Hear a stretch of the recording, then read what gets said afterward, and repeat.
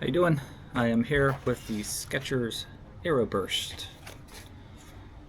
Since I am doing some recuperating from ankle injury, but well, 2 weeks ago exactly, I decided to do maybe a few shoes on reviews I've done on the WeView site that I haven't done videos on. Since this was a surprise shoe for me as far as how much I liked it, I figured I'd do this one first. A little bit of background. So we had a multi-tester opportunity with Skechers on the WeView site. We got the Skechers Aero Spark, Aero Tempo, and Aero Burst, which is this one. So basically, their daily trainer and the Aero Spark, their tempo trainer and the Aero Tempo, and then their max trainer and the Aero Burst. Just let's see some stats. The weight and sample size in men's 9 is 10.9 ounces.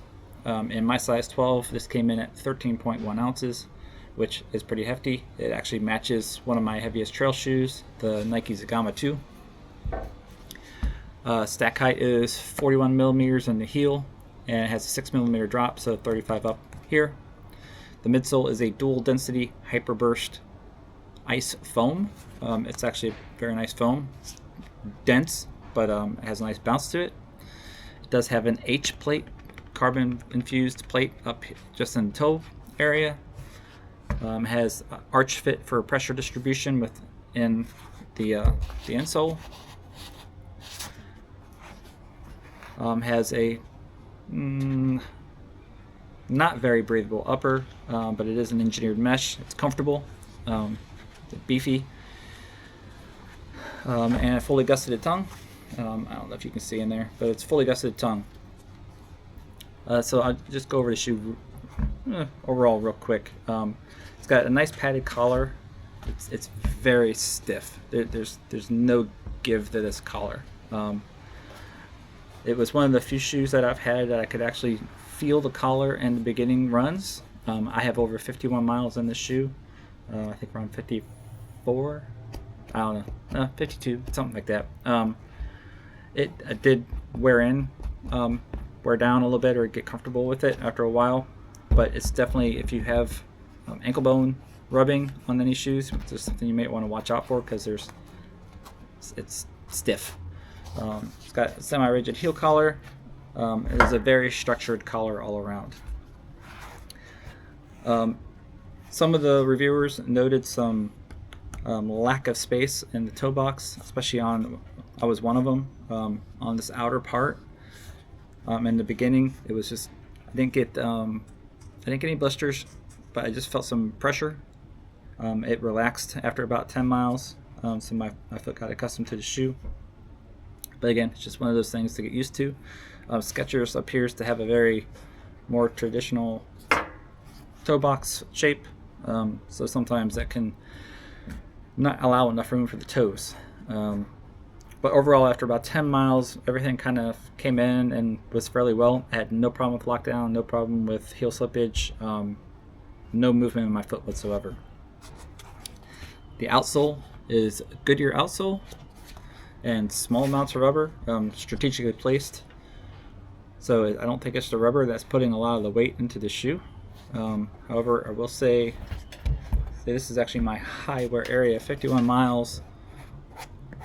I have rubbed off all the design, the grippy area on this. I'm not down to foam quite yet, but I'm not far away, and that's just after 51 miles.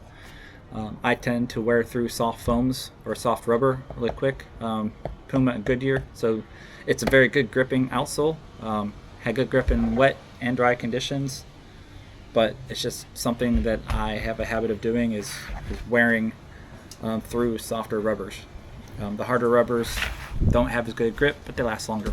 It's just kind of the way that works. The foam, it's a Hyperburst foam.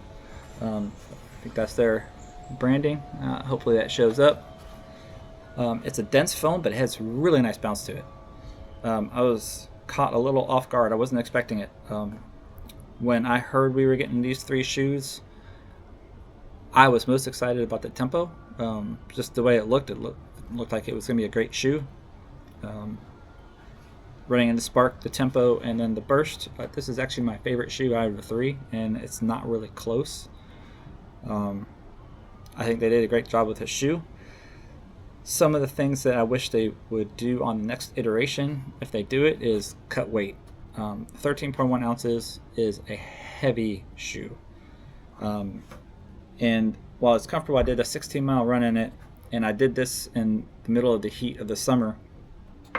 And this shoe does two things. It holds sweat. So I think when I got done, it gained 2 ounces. I weighed it after my run, and not right after it, like a little ways after I drove home. So it had 30 minutes to even dry out a little bit, and it was up to 15 ounces just with my sweat. So that's a pretty heavy amount of weight under the foot. And then it can be a little bottom heavy under the run. So it's not something that I'm going to use for tempo runs, for any kind of fartlicks or anything like that where I pick up the speed. You can pick up the speed on this, but you have to work for it. It's not just a gear up and go. But I will say, if you're looking for a recovery shoe, easy shoe, a walking shoe, this will do you right. See, anything else? That's it. Oh, one thing, I hope they loosen up the collar a little bit. I've seen them making some slip-on versions of at least the Spark that they have a similar setup. That shoe has a similar setup in the collar, very stiff, and I've been using it to walk dogs because I can just slip my foot in it, so it didn't surprise me that they did a slip-on version of the Spark. But I hope that they find a way to just give it a diet. Give it a diet and maybe reconstruct the mechanics a little bit so that the weight is a little bit more evenly distributed. And I don't know what the H plate does in this shoe. I don't know if it provides stability in the foam. It is possible.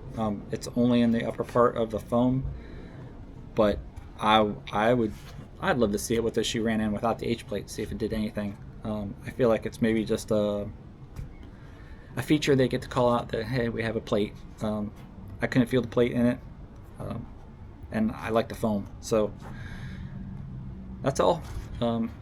If you're looking at a lesser expensive out of the competition, this would be a competition with like the Ghost Max series, that kind of lineup, the Bondi. This holds its own against any of those shoes, and honestly, this feels, for the Ghost Max, at least for me, my mechanics, I would run this over that shoe. So that's it. Have a great day. Give me a like and subscribe if you can. Cheers.